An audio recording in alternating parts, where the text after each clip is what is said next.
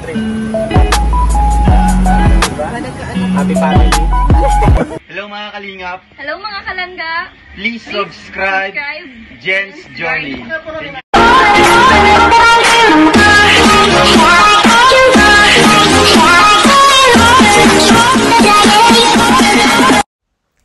Hello mga kalingap at mga kalangga. Welcome back to my YouTube channel, Jen's Journey. So for today's video, syempre magre-reaction tayo sa vlog ni syempre Idol Ruel of Malalag. Ayan yung outing po nila noong 2 days ago. So ayan, but before that, syempre huwag po natin kalimutan suportahan ang ama ng Kalingap. Syempre Kuya Bal Santos Matubang, Ate at the Vlogs, Kalingap Robert, syempre buong team Kalingap, especially Ruel of Malalag, Rachel Morales Vlog, Daddy Donna TV, Kuya Red Tobeno, Ate Lorny TV, and syempre Kuya Brooks, ang team po ni Ruel, andyan po sila Alpi TV, Kuya John Rivera, Reagan Vlog, ayan, Alex Lebrada, Justin Aguirre, VJ Skim Official, and syempre si Kalingap Awi, si Lendon Jan Official, and of course Provinciano 2.0, shoutout po sa inyo. And of course, syempre sa mga ambassador ng Davao, Leia Olarte, andyan po si Mick Agnes Vlog, Kalingap Angelique, Kalingap PB Girl, Kalingap Dudu, and syempre si nakalimutan ko na.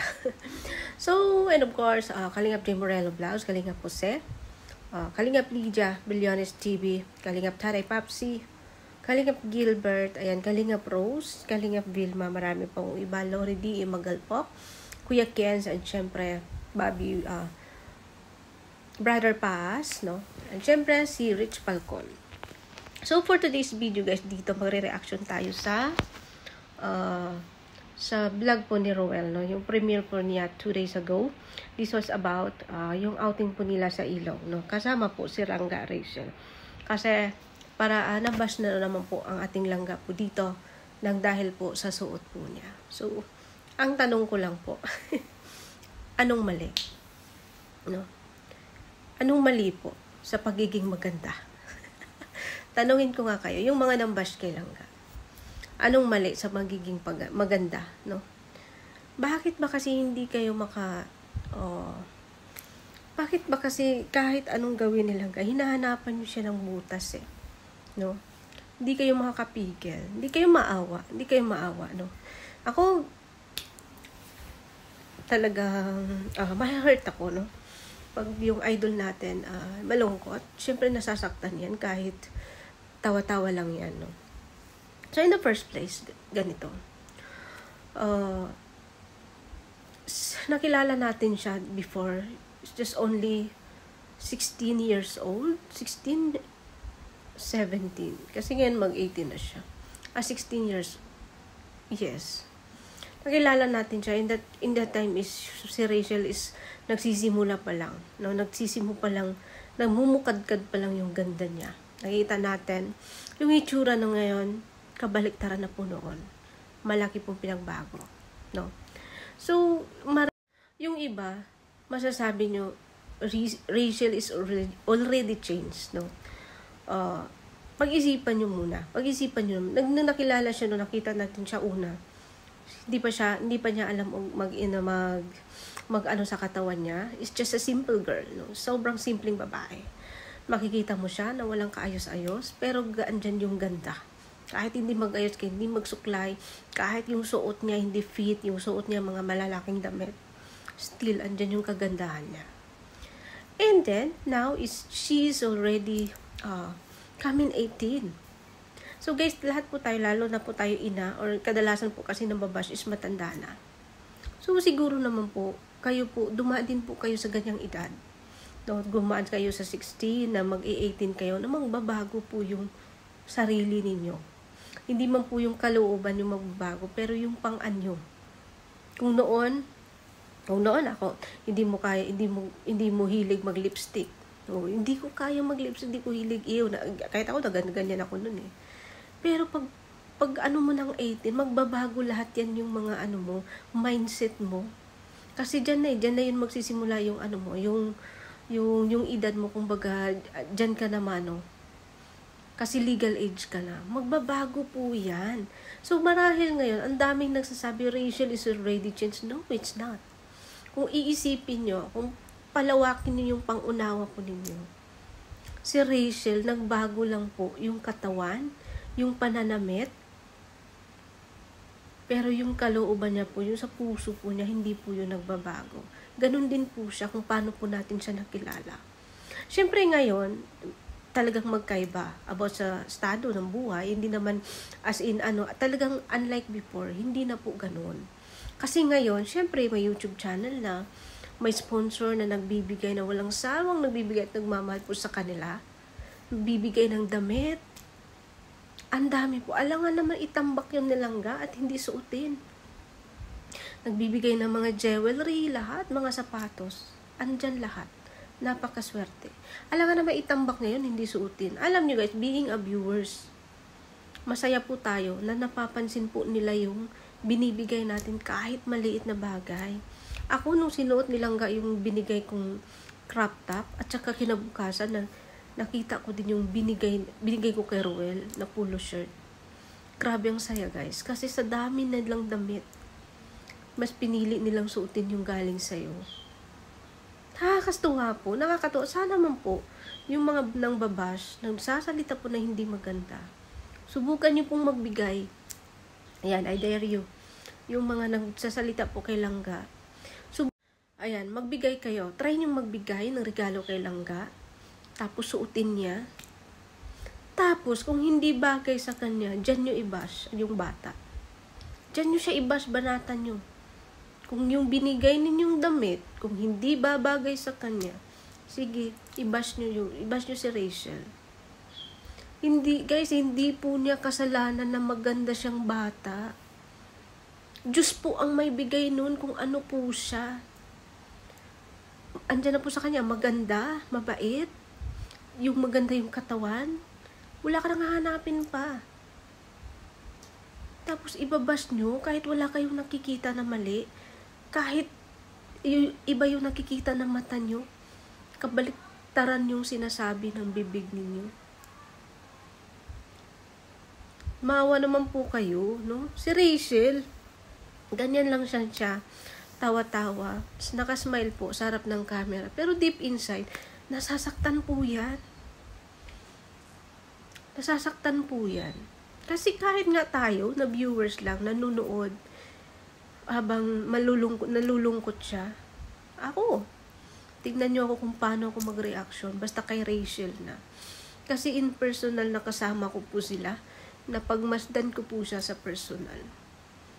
Doon ko po nararamdaman yung isang pagiging ina na lubos na kailangan niya in this time, pero wala yung magulang niya.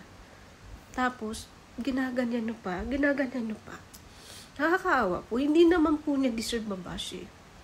In the first place guys, hindi po niya kasalanan na maganda siya. Kaya wala po tayong karapatan na magbash, magsabi ng ganito. Ang suot po ni Rachel is normal. Normal na normal. Hindi, alangan naman mag-duster siya, pupunta sa ilog, maligo. Eh ako kahit maganda yung, basta maganda yung katawan ko, magtupis pa ako dyan. No? Pupunta kayo ng Boracay. Nakapantit na kabralang loob na maraming tao. Yan, pupunta sa tubig, syempre maliligo. Hindi nga niya tinanggal yung pambaba eh. Dito lang yun. How much more kung tinanggal niya yung pambaba? Guys, wag mo naman po tayo maging bitter, no? Kasi ako, yung mga nagsabi po na hindi maganda kay Langga, try nyo ipasuot sa anak ninyo. Or try nyo suotin. Tapos ibabash kayo ni Langga. Tingnan natin kung anong mararamdaman po ninyo. Ang pangit po eh, no? Hindi po tayo, napaka-bitter po, no? Yung mga nagsasabi na ganito, ganyan. Alam ko, masakit sa mga mata, sa mata ng mga bitter, yung suot ni Langga. Pero guys, hindi po yun mali, hindi po yun malaswa. Normal po yun. Normal po yun. Na kung hindi kaya ng titigan ng mata mo, pumikit ka or wag kang manood.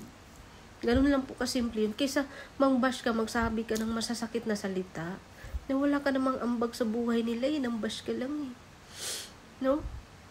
Nakakawa po silang gano. Pag ginaganyan na lahat ng galaw niya, gusto gusto pagsabihan ng ganito ganyan? Hindi ba pwedeng hayaan nyo siya sa buhay niya? Being a viewers lang po tayo, masaya tayo kung anong pinapakita niya. Unlike na lang po na gumawa po siya ng kasalanan. Yun, pwede po natin silang pagsabihan. Pero, lagi po natin iisipin, hanggang payo lang po tayo. Wala po tayong magagawa kung susunod man sila o hindi. Kasi may sarili po silang buhay. Sila ni Ruel. Yung pagsasama nila, hindi naman po yan, wala po yan eh. Kasi barkada lang po yan. Andyan po ang lahat. Andyan ang tatay, si Tatay Raysan. Shoutout kay Tatay Raysan, happy birthday. Na napakabuti po nila, no? Nasasaktan ako pag sa tuwing silang binabash ng ganito, ganyan. Ang pangit po, napaka-bitter po ninyo, no? Hindi po deserve nilang nagaganyan ninyo. Kung sakit sa mata ninyo, ang suot nilang then you just close your eyes. Wala po, hindi po kayo pinipilit na panoorin nyo kami ganito, ganyan. Kasi nakakasakit lang po kayo ng tao. No?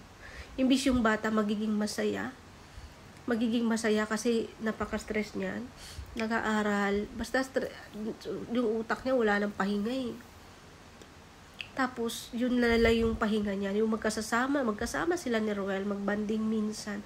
Yan na lang yung masaya na lang ako pag nakikita siyang ganyan. Magkasama sila, masaya lang. Walang iniisip. Kasi alam ko pag wala si Ruel sa tabi niya, alam ko nag-iisip niya, malungkot din yung batang yan. Tapos, ibabash nyo pa na ganito, ganyan. Hindi naman po. Guys, hindi po niya kasalanan na maganda po siyang babae. Yan po lagi niyong itatak sa isip ninyo. Kahit anong gawin ninyong pambabash, gawin ninyong pagsasabi ng mali, ay nahanapan niyo siya ng mali. Wala po kayong magagawa. Rachel is already Rachel. Bigay po yan ng Panginoon sa kanya, pinagkaloob. Hindi po natin yan maaagaw kahit anong pambabash po natin. Dahil sa kanya po yan, siya po yan.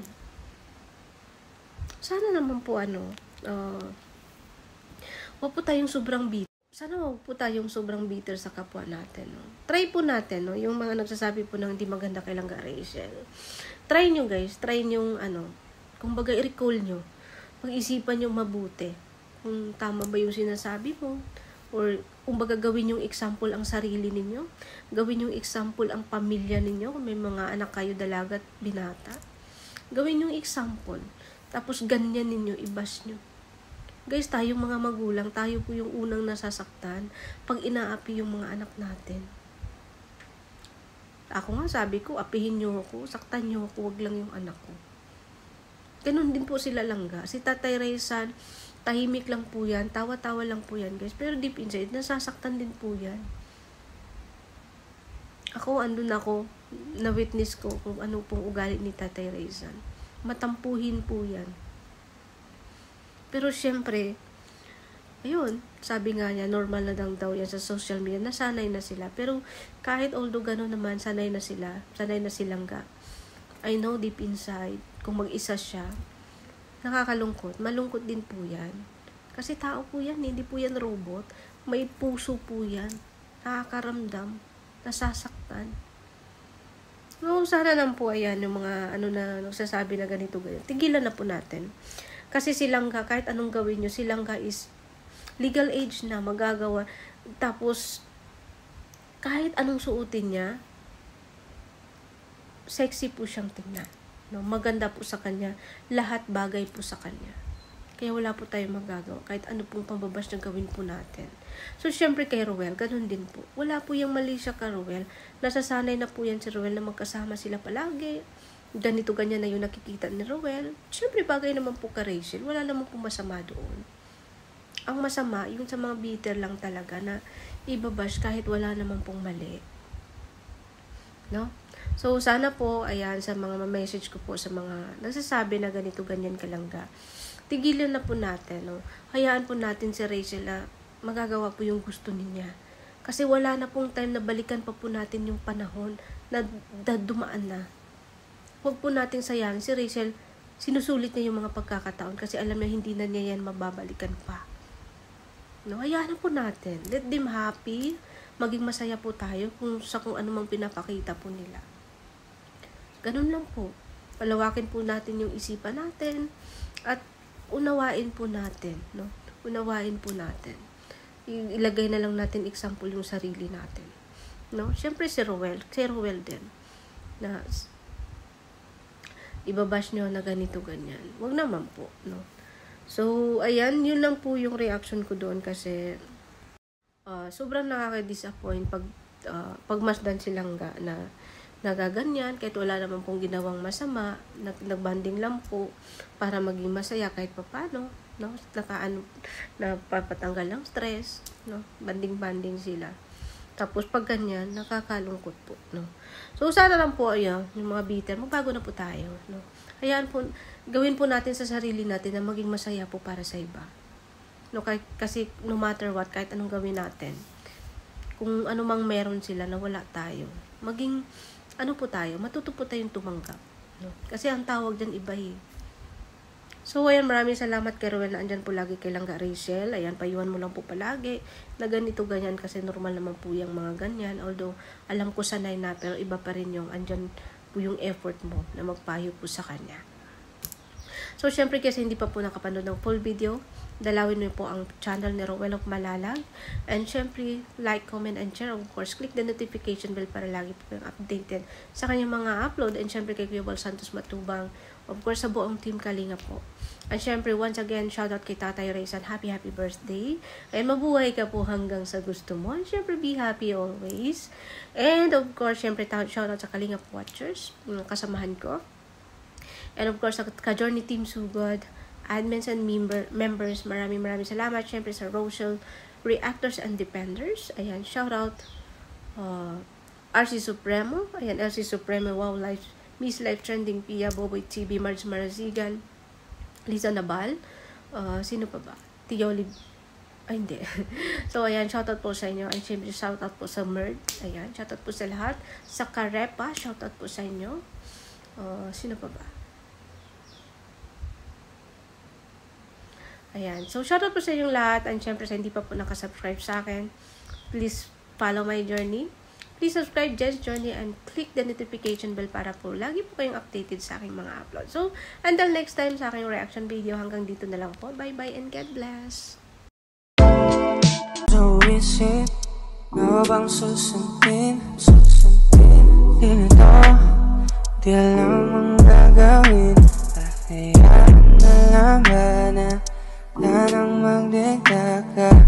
Inalam ko na may mahal ka ng iba. Puso isip, ano bang totoo? Maalala mo lang ba pag di ka na buo? Hihintay ng madaling araw, baka sakaling tumawag ka. Titiis ng ganito, pagkat mahal kita. Sigurado, kahit alam ko, di sigurado, kahit alam ko, dahil alam ko, lagi sinasabi sa sarili, di magtatagal. So isip, ano bang susundin? Di nito, di alam ang gagawin. Kahayaan na lang ba na nang magdikta ka? Inalam ko na may mahal ka ng iba. Puso isip, ano bang totoo? Maalala mo lang ba pag di ka na buo? Hihintay ng madaling araw, baka sakaling tumawag ka. Titiis ng ganito,